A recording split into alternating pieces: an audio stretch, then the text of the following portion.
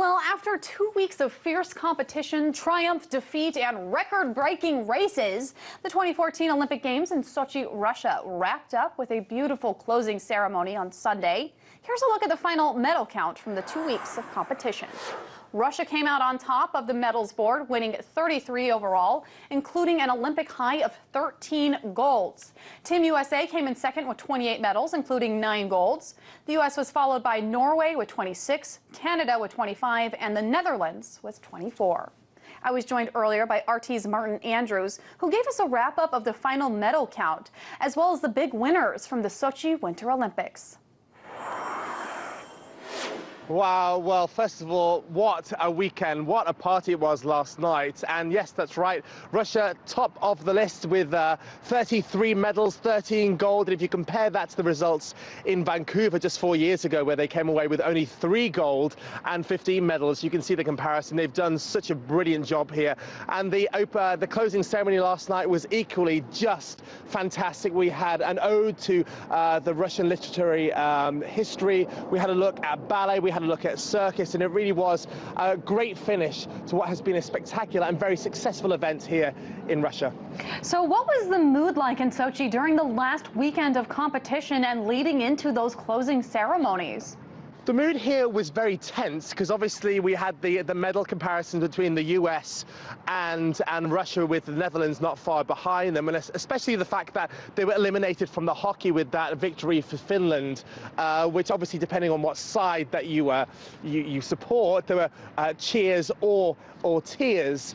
But obviously, everybody was, even though with the sad situation that the hockey was eliminated, people were really rooting with the fact that Russia was doing so well. Also, to go back to the closing ceremony last night, it's important to note the little ring situation at the closing ceremony. They had the fact, a bit of a joke to themselves, and the fact that Russians do have a sense of humour. With they had the 5th ring that didn't open for the segment where they had dozens and hundreds of dancers in a throwback to the ring that didn't open at the beginning. But the atmosphere was just incredible, and of course we've got more to look forward to with the Paralympics opening on March the 7th. It was fun to see the Olympic kind of organizers poke fun at themselves when there's technical glitches happen. They happen in every Olympics. But who are some of the athletes that we should keep our eyes on in the future?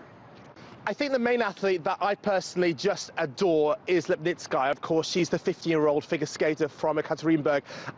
Many people are sort of quite disappointed in the fact that she didn't score any medals in the freestyle skating. She actually came 5th in total, but she did, however, help Russia win the gold medal in the team results. And if you look back at her career, she is so young, and she's exploded on social media with millions of people watching her around the world. She really does stand out than any other skater I've seen in my entire life. And of course, at the age of 15, her future is certainly one to look forward to. And she certainly has a long way to go, just because she's only 15 and because there's so many other things that she can continue to do and continue to compete. But what was your highlight for you personally covering these games? I think that the highlight for me as RT's culture expert here in Russia is how much Russia and Sochi has changed. I was here 7 years ago reporting on a travel show, Wayfair, I did for RT in the early years, and really it was just a small Soviet holiday resort, the Black Sea coast, where people came in the Soviet times, and this entire region has transformed to what you can never even imagine. You can really see where the billions of dollars has been spent. Yeah, the coastal cluster of Polyana were literally just mountain valleys, but now we have the beautiful resorts like Rosa Huta. It's also important to shed some realistic, balanced, journalistic light on this entire situation surrounding Sochi. We had lots of controversy with the LGBT rights and gay issues, with security, which has been flawless, and we had lots of anti-Western propaganda, negative one-sided press from many countries around the world. But it's been good for me to actually report on the balance, good and bad, reality of Sochi today. Well, now that the Olympics are over, what's being done in Sochi to prepare for the Paralympics? Because you talked about that a little bit. That's right. We've got about a week to go. We've got, a breathing point now where everybody can get their hair cut, do their washing, sweep the streets, get sort of, some pace back to the normality of the region. We've got the Paralympics. The opening ceremony is taking place on the 7th of March. Of course, we have the tens of thousands thousands of people who are working on the main games. They'll be returning to their countries, but we've got an influx of new visitors arriving over the next week. So as the excitement finished really last night for many, with the closing of the first Olympic Games, it's really just starting all over again in a few days' time. And I understand that Sochi certainly isn't going to be closing doors or anything like that anytime soon. What's next for Sochi after the Paralympics?